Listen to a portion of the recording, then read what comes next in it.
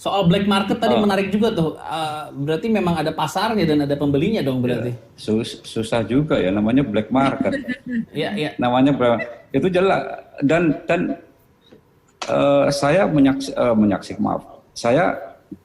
Saya melihat masih banyak orang-orang secara pribadi memiliki senjata.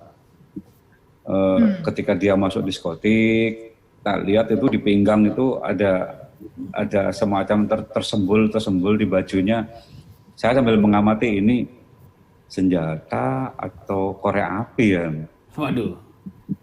Karena gini, orang kalau sudah membawa senpi itu percaya dirinya naik, Ya, emosinya mudah tersinggung, mudah tersulut. Karena memang percaya diri sangat naik.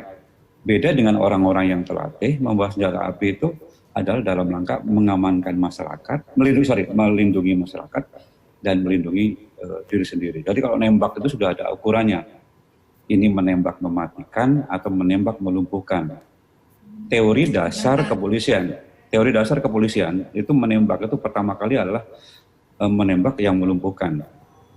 Kalau terdesak betul kepada diri sendiri dan kepada masyarakat, itu boleh mematikan dulu. Nah, penembakan yang mematikan. Kalau melumpuhkan mungkin kena sini.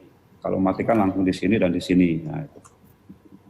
Melumpuhkan bisa kena kaki. Soal laporan, kebetulan saya sudah di luar Bu Bamida, tapi saya menyaksikan dari beberapa media sosial kepolisian, Instagram kepolisian seluruh Indonesia, sepertinya wilayah-wilayah tertentu sudah mulai lalu lintas sudah lebih banyak lagi daripada reserse.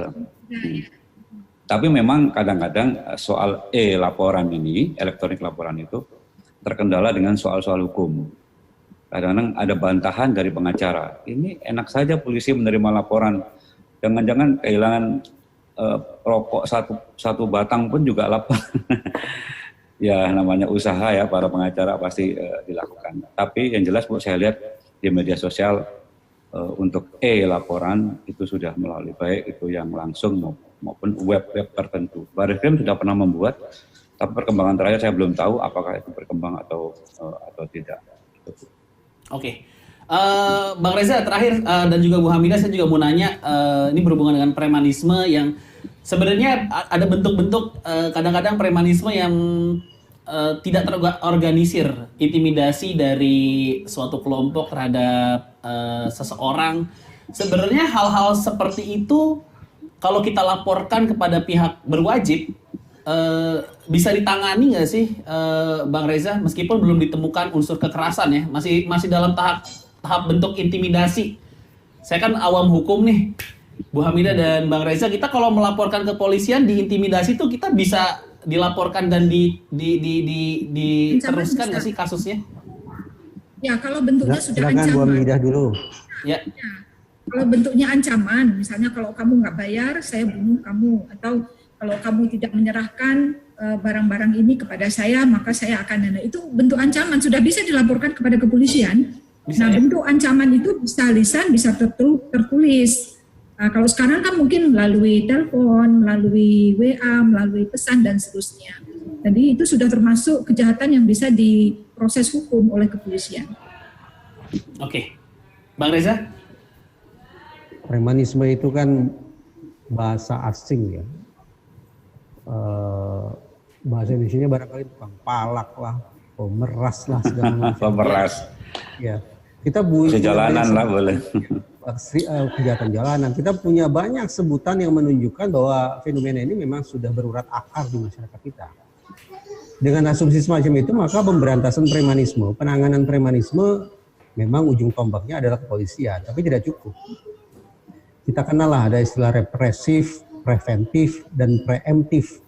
Kalau menjadi preman sudah dianggap sebagai mata pencarian, maka jelas tidak cukup hanya bicara represif. Tapi harus mundur ke preventif, bahkan ke preemptifnya. Polisi ada di ranah yang mana? Polisi sekali lagi memang berada di ranah represif dan juga tambahan berada di ranah preventif. Tetapi kalau sudah bicara tentang bagaimana mengatasi masalah kaderisasi premanisme di tingkat akar rumput, itu butuh sumber daya untuk menangani preemptif yang luar biasa besar. Dan itu bukan lagi semata-mata kerja polisi itu. kerja masyarakat, kerja Kementerian Tenaga Kerja, kerja Kementerian Sosial, segala macam kementerian dan lembaga bisa akan ikut bersinergi di situ untuk mengintervensi atau mengelola pada aspek preemptifnya.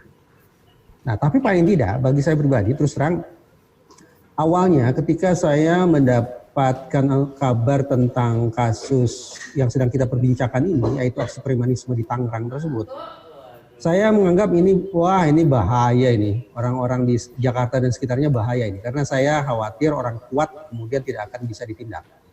Tapi mengejutkan sekaligus mengagumkan bahwa teman-teman di kepolisian memang menunjukkan mereka tidak pandang bulu. Orang-orang yang selama ini dikenal sebagai sosok menakutkan dengan kaliber luar biasa tinggi, tetapi ternyata diringkus juga. Sampai puluhan orang yang kemudian ditangkap oleh polisi. Saya berharap bahwa kerja luar biasa di tingkat kepolisian ini tidak akan kemudian menjadi patah arang. Dalam pengertian masyarakat, paling tidak saya pribadi sudah antusias luar biasa dengan kerja kepolisian.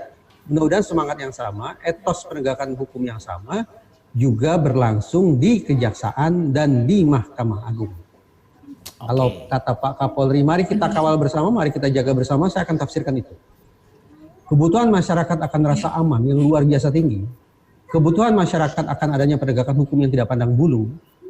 Mudah-mudahan juga bisa dihayati oleh seluruh otoritas penegakan hukum, tidak hanya di kepolisian yang sudah terbukti hari-hari belakangan ini, tapi juga di Kejaksaan dan di Mahkamah Agung. Baiklah, terima kasih Pak Slamet, terima kasih Bu Hamidah, terima kasih Bang Reza, terima kasih juga untuk pemirsa Generasi Mecin yang sudah menonton hari ini. Kita ketemu lagi di Generasi Mecin minggu depan.